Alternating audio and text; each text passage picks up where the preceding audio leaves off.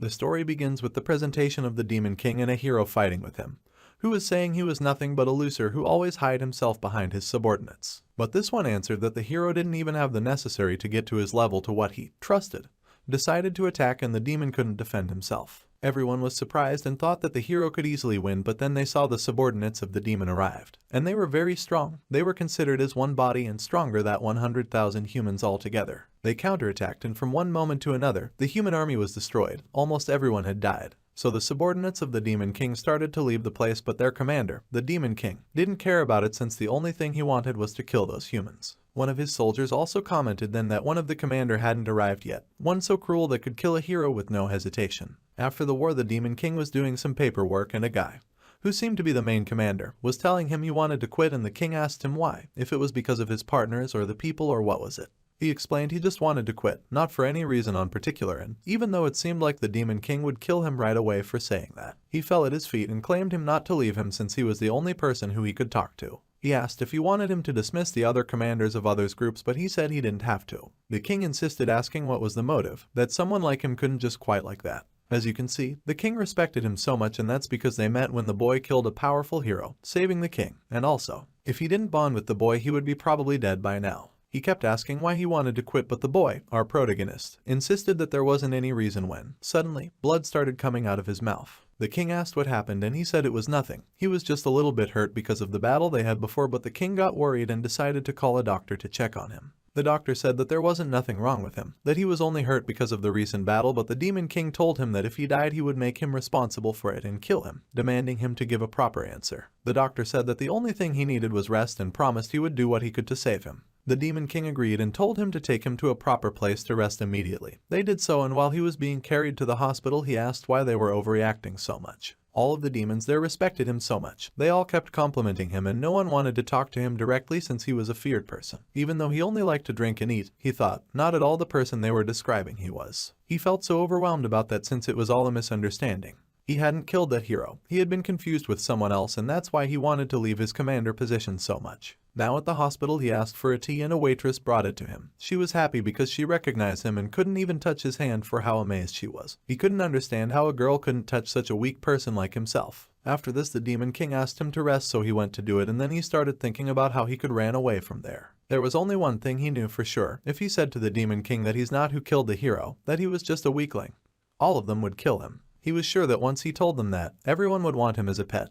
He couldn't know how they would react, going from a person to what the Demon King kneels to being just a weak boy. After this we see a boy came into his room. His name's Art, and he's his subordinate, his servant. He had just gotten back from the human kingdom and brought him a cube that was a very treasured object. The protagonist knew it was and thanked him for it since he couldn't get it himself because he couldn't go to the human's kingdom. He was the only one who could bring him things from there. Also he informed him that the human army was starting to create a new king of soldiers and that he should go talk to the Demon King about it. The protagonist then tells us that this boy had been the only one who he could get along with there. We now see the Demon King, who was reading a letter and realized something. He concluded that the protagonist wanted to quit because what he really wanted is to fight on a real battle again, since from the last battle he had no one else saw him fight again. So he decided to make a meeting with all of the commanders to talk about something. After this we see some memories where the protagonist was on the battlefield with the Demon King and asked him if he was his enemy, to what he said he wasn't, and offered him to become a commander of his army. The protagonist accepted. This is how the protagonist, being a human, ended up on the demonic kingdom. Back to the present after the Demon King made his decision, he ordered a servant to call all of the commanders to a room because he wanted to tell them something. The protagonist was told that he had to go to the commander's room, and he wondered why, if the Demon King himself had sent him to rest, was now calling him to go there. He was going, convincing himself that in order to pretend he was who they thought he was, he would have to pretend to be strong. Some soldiers outside the room started talking about him and how there were rumors that he had killed the hero, and he was a bloodthirsty, the most feared demon, the second brother of the Demon King. He had said the name of the protagonist wrong, so this corrected him, and everyone thought he would kill him for that mistake. Everyone was so scared of him, because he was the only one who knew he was 100% weak. To pretend he wasn't, he went to the room with a very scary face so everyone would fear him, and that way no one would mess around with him, giving them no chance to suspect he was actually weak. Once he got there he asked them to please open the door for him, as he was some kind of eminence. Once inside the room everyone was seeing him with different eyes, saying that he didn't seem as strong as everyone said. A commander even said he wanted to try to fight with him, but another one said that there wasn't any reason to fight, even more between commanders. A girl that was there, on the other hand, said that no one would mess around with the protagonist because she wanted him all for herself. The Demon King finally spoke and said he had invited everyone because he had something to tell them. He served wine to everyone and they all got happy with it, and our protagonist was the happier. One of the reasons he had to be on that kingdom, it's the wine. Once he tried it he got mad, not mad but surprised. He thought he had been finally discovered and that now he would be dead. It turns out the drink wasn't wine but grapes juice, and he deduced they gave him that soft drink because they knew he was weak. Making things worse, the Demon King started saying he knew everything and that he didn't have to hide it anymore, to what he was shocked and thought he was screwed. How would he make it out of that situation? But then the Demon King told him that he served the grapes juice to everyone because he was feeling bad and he didn't want to humiliate his most precious soldier, so he decided to change wine for grapes juice. He asked him for forgiveness, saying he had prepared that drink himself for him. Then he went straight to the point, started talking about some demonic creatures he had created that were a failed experiment. One of the commanders interrupted him to comment that he had come to that place where those monsters were but couldn't even touch them. The Demon King, thinking the protagonist wanted to fight so much, asked him if he wanted to go. The protagonist knew that if he went to that place he would die for sure, but this was his only way out. One of the commanders sincerely advised him not to go there because he could die, since he looked so weak. The Demon King was surprised for this advice and ordered them not to mess around with him because he wasn't so weak as he seemed. That when he gets mad he's a bloodthirsty. The protagonist thought he knew the truth and that he was exposing him to everyone. Everyone started doubting if he was actually strong or not. One of the commanders, arguing he didn't look as strong as the Demon King said, made the protagonist mad, so he asked him what he wanted, that if he wanted to fight him. The commander said it wasn't that, but since he was such a weak human, to pretend to be so strong was mediocre, that he couldn't believe any of that. He didn't get along with him very well, and then some other commander, trying to defend him, said that appearances can fool. The protagonist knew that if he rejected the Demon King's request his weakness would be revealed, and since everyone expected him to say yes, it kind of was his only option. He accepted, and one of the commanders told him he would only go on that mission with a small army since he was so strong. He knew he was screwed. On both of the kingdoms he was on a bad situation. On one of them there was his brother, the emperor, that hated him to death and that sent him to kill the Demon King knowing how weak he was. And on the other hand, there was the Demon King that wanted to kill him for sure. On his way to the mission he wanted to ride a horse, but he knew that wouldn't be a good idea because he had taken a wine and wanted to drink it all by himself, so he decided to stay inside the carriage. A guy outside of it was scared because he thought the protagonist was mad at him since he rejected the horse he offered him. But the protagonist was so far away from that. He just wanted to drink his wine on peace with no one there to bother him. But this soldier wanted to take care of him because if he died, all of his family will be killed. To look after him was his mission. The scene changes and we see they're already on the city where the demonic monsters were. They were getting there and saw some crushed, dead, eaten people. They got scared, but they knew they were with him, the strong protagonist, so they decided to get more into the city when, suddenly, the guy started saying they should go back because all the monsters had arrived and they didn't plan to die there. The soldier told everyone to take positions to kill them, and ordered not to let any of them alive. So the massacre of monsters began, but these also had axes and swords so they could defend themselves pretty well. The army tried their best to attack them, but they were so many, the more they killed, the more they would keep coming up. The soldier got worried because he was supposed to be who would help the protagonist, and if he couldn't do it, he would be killed. A monster was about to attack the wagon where the protagonist was, so this soldier went there to defend him, but he wouldn't make it. The protagonist would be killed before he could help him. The monster was way too big, so even if the soldier managed to reach him, his swords fall down to him. The soldier knew it was his end, but he would still try to protect the protagonist however he could. The scenario changes and we see the Demon King with one of the commanders who's asking him if he sent another commander or someone else with the protagonist. But he said he shouldn't worry because that boy had extraordinary abilities, that he could even kill him on a second. Back to the city where the battle is happening, we see that the monster wolf broke the wagon, but a boy with gray hair came out of it and cut the monster. Everyone saw this and wondered what had just happened. Then we see that the person who killed the monster was our protagonist, and they were surprised because they didn't know they have a commander with such abilities with them. They started asking him for forgiveness, calling him sir, and the protagonist asked his classy question when he was on this mood. Who was his enemy? The soldier answered that, clearly, the monsters were his enemy. But the protagonist wasn't asking exactly that. He asked again if he was his enemy or not, to what the soldier, afraid, said that he wasn't, that he would never be his enemy, and while that, he raised his sword at him on an attempt to defend himself. To this, the protagonist said that if he didn't put that sword down, he would kill him. After that he looked at his side and saw the monster was getting up and preparing to attack him again.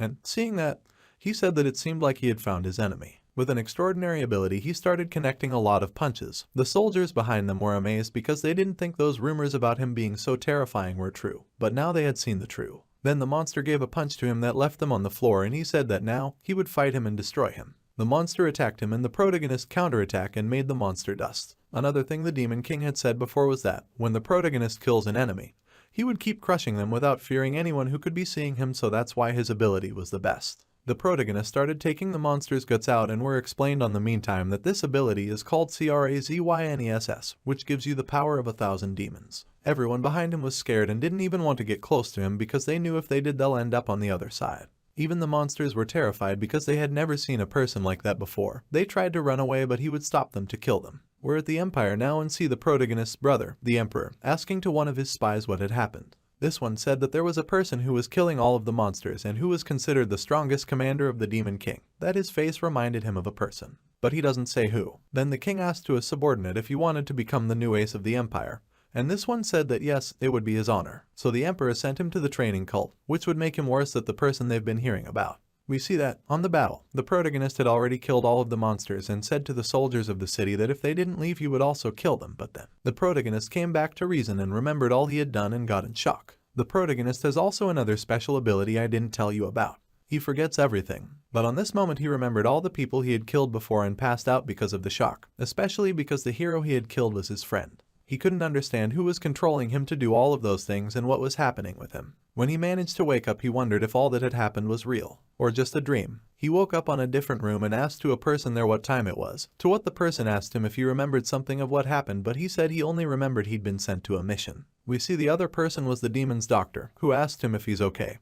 He said he was but that he didn't know what happened to him. There they explained he had killed a monster of S category and he can't believe it. He can't remember anything anymore, so he deducted they had confused him again with someone else. Again, they asked if he didn't remember anything and he said the only thing he remembered was that he stole the wine and drunk a little bit of it. After that there was nothing on his memories. He couldn't understand what was happening, why everyone keeps saying he was a cruel enemy and who could be that person so like him everyone would confuse him with him. Suddenly, a memory of the battle came to his mind but he ignored it, knowing he wouldn't be able to do something like that since he was so weak. The doctor came in and told him he was looking better and asked again if he could remember something now, but he said he didn't. One of the protagonist's subordinates was there, the one that would always bring him things from the human kingdom. He said that he was amazing and that he had never seen a person like him before, and to please help him to become as strong as him. But the doctor stopped him saying that it didn't matter how much he would work for it, he would still be an asshole. Suddenly, some people arrived and he asked who they were and why they looked so cranky. Those were two commanders of other groups. One of them was a girl, very shy but that liked to talk with the protagonist.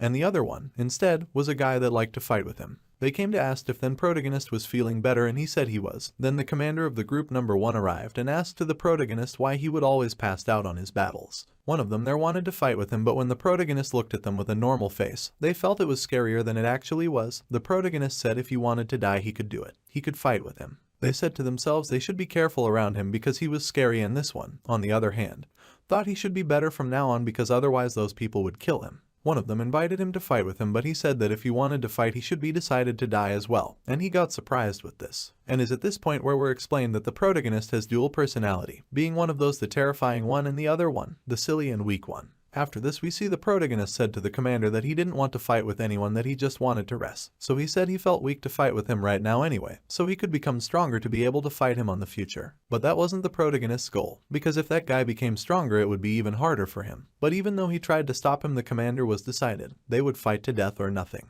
The only ones happy with this were the subordinates, who thought it would be fun fight to see. After that the protagonist passed out and knew that his plan had failed. He was angry because he didn't want to fight with him, he just wanted to live a normal life. He was on the demonic world only because of the alcohol, thinking he would be a simple human living there, but now this curse had come to him. Furious for this whole situation he threw a stone that ended up beating on someone. The goblin that received the beating turned and asked who had punched him, but then they let it pass because they only wanted to keep punching a girl. Then they said they wouldn't carry the girl with them, but that they would let her with him. The protagonist looked at her and asked her why she was like that, and she thought he was looking at her with repulsion, but once she raised her eyes, she saw he was actually just trying to help her, being nice. So after he extended his hand to her, she took it and asked him to please not to punch her or anything, and he said he didn't intend to. They were so alike. She was weaker, but since he was a human, they were almost the same. To thank him, she asked him to go together to the garden, because she was a gardener, and when he heard that he realized that on the demon world there were only monsters and nothing fertile. He wondered how the garden of this kingdom would look like. Meanwhile, we see the Demon King was looking for the protagonist, thinking he was already on his room.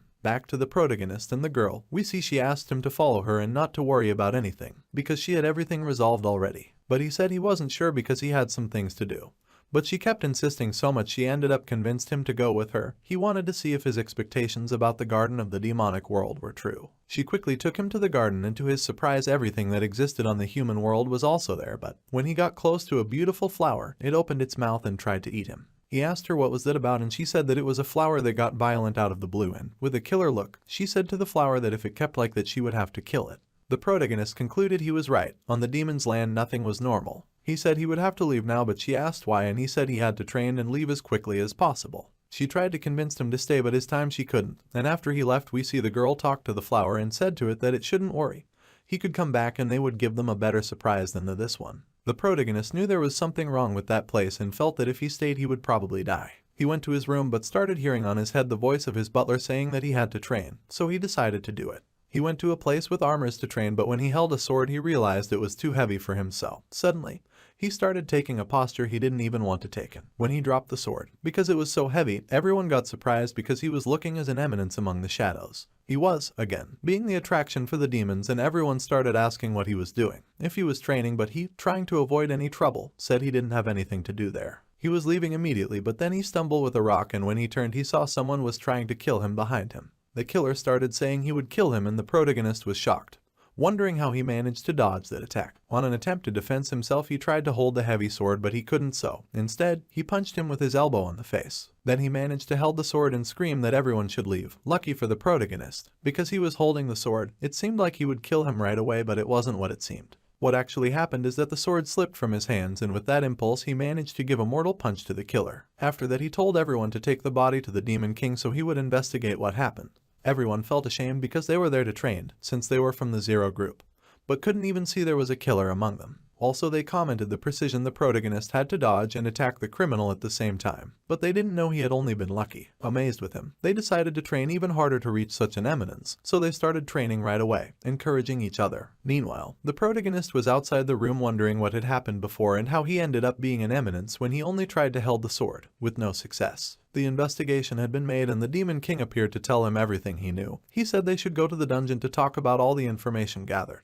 He asked what was going on, but he said he would realize it once they were there. They were now on the dungeon, and the Demon King showed him who the killer was, and it turned out it was a hero. He got his powers because of a fragment the hero released, the one the protagonist had killed on the beginning. And also he said that the Empire was creating a new army made only out of heroes with those fragments. After this the Demon King was about to start an interrogation but was interrupted for the protagonist, who started losing his conscience. Every time he passed out, he would change his personality, so he was now his terrifying version. Out of the blue he started saying to the Emperor that he would kill him, and that if he was seeing them through that hero, that he would kill him. The protagonist started saying to the hero he was a fool because the Emperor had used him, sending him there and abounding him later. They thought only a hero could kill the Demon King, but those were only rumors and that he was now screwed. To what the hero, trying to defend himself, said that the Emperor hadn't abound him. The protagonist started saying everything the Emperor did to him, and since he was a governor of that land before, he knew everything and explained it to him. Then the hero realized everything and screamed with pain, asking why the Emperor had betrayed him like that. He started crying, and the protagonist said to the Demon King that they could kill him after a few questions he would ask. The Demon King told him he had an important mission to him. Since the human kingdom wanted to take a piece of the demonic kingdom, the protagonist should go there to defend their land, but that he should be careful when he was there because another powerful hero was on that territory. Since the protagonist was on his other personality, he agreed to go and said he shouldn't worry about him and that they should quickly kill their prisoner because the Emperor could be listening all through him. Back to his lame personality, the protagonist was surprised for what he was seeing now, since the last thing he remembered was being at the training camp, trying to hold a sword. But now he was on a mission, not even knowing what it was about. His butler arrived and told him that they will travel together on the mission since it was a very important one. The protagonist decided that he would take the opportunity of this mission to escape of that place, and to go to the human land, since if he stayed there he would be dead, sooner or later. Then the commander of the Demon King's army arrived and told him she had an important gift for him. He felt if he got involved he would die, but the girl had quickly took the present and gave it to him. It was a necklace. She said that it would save his life because, when he was in danger, it would break avoiding his death. He took it and thanked the girl because it would be very good for his mission, and she was happy to hear that. The protagonist's butler and she started exchanging their love for him, and she asked him to take care of her future husband, but the protagonist told him he could stay if he wanted. We now go to the past and see some memories from before the protagonist arrived to the demonic kingdom. It turns out he was with the hero, the one he ended up killing later, because the Emperor had sent them to kill the Demon King, but they weren't sure about doing it. The hero said to the protagonist he should stay because it would be dangerous, but he didn't want to because he was a good person and it could need his help. But even though he didn't want to, he ended up staying because it was too dangerous for him who was so weak. The hero said he shouldn't worry because he would come back for him. After this, some hours passed and he hadn't come back, so he decided to go see what happened. He had to hide very well not to be seen on the battlefield. Once he got there, he saw the hero had lost and that the Demon King and his army had destroyed him. He wanted to help him, but it would be too dangerous. When the Demon King was about to kill the hero, some energy started coming out of him. It was the power that had protected the protagonist. When he saw this, he decided to run away, but a commander of the Demon King had appeared behind him, one of the most powerful ones. He took his sword trying to defend himself, but it was useless. The monster was way too strong and sent him to fly with only one punch. The protagonist tried to dodge the accurate shots the demon was throwing at him, and meanwhile, the monster was saying to him he was an outlander and that he would kill him. The only thing the protagonist could do was dodge those attacks, but he received some of them. He had to figure something out right away. After dodging several attacks, he decided to jump and to stick his dagger on his neck to kill him. But it didn't work because the attack barely hurt the monster, since he was too big and his skin strong. So he planned to run away, but suddenly the floor broke and both of them fall. This was a relief to him because he fell above the monster, so this one received all of the impact. He tried to leave that place as fast as possible, and some people that were down there saw him and were amazed because of the strength he seemed to have. Destroying such a big and powerful monster, the commander of the Zero Group had been defeated by a small human. They asked who that person was, since this monster was considered the strongest of the army. The protagonist wanted to leave, but everyone was surrounded him, amazed by the strength of that human. He started seeing around him and realized he was in front of the Demon King, so he decided to leave, but then he saw the hero was still alive. He went at him, but this one told him it was better for him to leave, and then he tried to transfer all of his power to him, but it didn't work, since the protagonist only threw away that power. That's when the power was divided on fragments. Fragments the Emperor was now using to make more heroes. When the Demon King saw all of the light of the power in the fragments, he thought the protagonist had protected him, killing the hero. All the power the hero had transferred to him ended up hurting him, so blood started coming up of his mouth, and when the Demon King saw this, he asked him to go with him and become his subordinate. Having no more options, he decided to go with him until he could get the opportunity to run away. The Demon King also said that he would now be the commander of the Zero Group. After this, we see the protagonist arriving to the battlefield, and the commander that was there was surprised seeing he was smiling, being on a dangerous place like that, where everyone could die at any moment. The commander told him to stay inside because they would fight against the hero, so he should rest. The protagonist asked to his butler to cover him with bandages since he didn't want to kill in front of the humans, so he would be a mysterious killer. We see now a killer on a tree who's saying he was there to kill our protagonist because he had heard rumors about him being the strongest of the Demon Kingdom, and he wanted to prove if those rumors were true. So he started throwing a needle at him, but luckily the protagonist dodges it because he accidentally fell down. The killer was amazed because of his abilities and wondered if he had actually saw the needle. The protagonist said to his subordinates that he was training and that they shouldn't worry about anything, so when the killer heard that, he thought he dodged the needle by accident, but also that he didn't want to call anyone's attentions and alarm them of an enemy on the area. The protagonist went to drink some wine and asked his servant to serve it to him. The killer realized, when he saw this, that the protagonist probably hadn't realized he was there. He was now decided to kill him. The protagonist said he felt someone was observing him, but decided to let that feeling go away and asked to his subordinate to drink something with him. After that, he started saying that there was fly on the wine, so he didn't want it. He asked his servant to kill the fly instantly, and this asked what was happening when he saw the killer running away. The protagonist said he saw a fly and let his glass fall, and then he asked for another drink to his subordinate, but this one said that there was someone around who had put some poison on the wine, so he asked to his master to stay behind him. The subordinate perceived rests of the killer's presence, who had run away scared because he saw how strong the commander of the Zero Group was. The protagonist and his subordinate explained to the chief commander that he had almost been killed for an unknown person, so they decided to give special attention and to look after the protagonist. Meanwhile, the protagonist said to his subordinate that the glass was probably the only thing poisoned, so he decided to drink the rest of the wine. On the other hand, there's a hero who's talking to someone that's saying how dangerous the commander of the Zero Group was and that it was better for him to be hidden. But he said that from now on they wouldn't have to fight him, but they did have to go since those were the orders of the Emperor. One of the subordinates insisted on not to go because they would lose too many soldiers, but the hero would go forced by the Emperor. Meanwhile, another subordinate arrived with information about that commander. He said the commander of the Zero Group had started to attack already, and the hero asked if the humans had attacked the demon. To what he answers that the commander, getting crazy, destroyed all of them. We're now with our main characters and see how the protagonist, after drinking the whole alcohol, started acting crazy. There was a human who appeared there and he started questioning him, saying that if he didn't want to die, why was he still on the floor? Because if he did want to live, he should fight, since who doesn't fight doesn't survive on this life. The human said he was crazy and that he wanted to leave that place.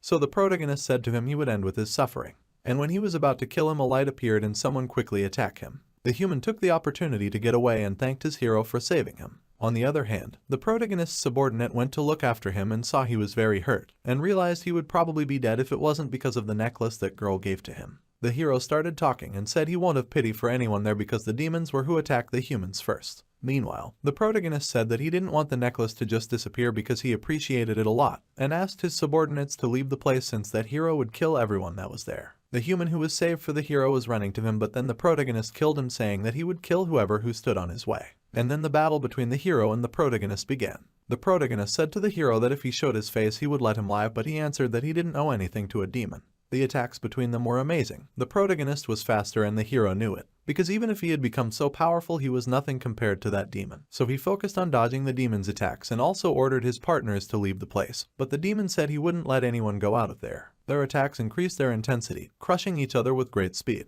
While they were fighting, the hero asked to his subordinates to attack with him, and this way they managed to hurt the protagonist. But he didn't care about his damages. He said that if he would die there he would take him with him. But after some exchange of attacks, the protagonist advised him to leave the fight. The hero said he wouldn't take any advice from a demon and kept attacking, but he said that it would be actually better for him to stop fighting since his subordinates were hurt, and that his, instead, were still good. So if he wanted his men to die, then he could keep going with the fight. Hearing this, the hero turned to see his army and saw how destroyed this was, so he decided to leave, but no, without telling him first that sooner or later he would kill him. And the protagonist said he didn't care because as soon as he could kill more and more humans, he would be happy. The demons celebrated the victory of their commander, and meanwhile, another commander that was there asked him why he let the fight since the victory was his and what was going on with him since he wasn't saying anything. And when this commander took him from his arms, the protagonist fell down and said he wasn't feeling so well. He was very hurt and with a high fever, and even like that he managed to fight with greatness. He could have even killed that hero, what surprised the other commander. The protagonist asked them to take him to a place to rest because he wasn't feeling good. The chief asked them to take him to another place and to take care of him, that he would fight with whoever he needed now to protect their zone.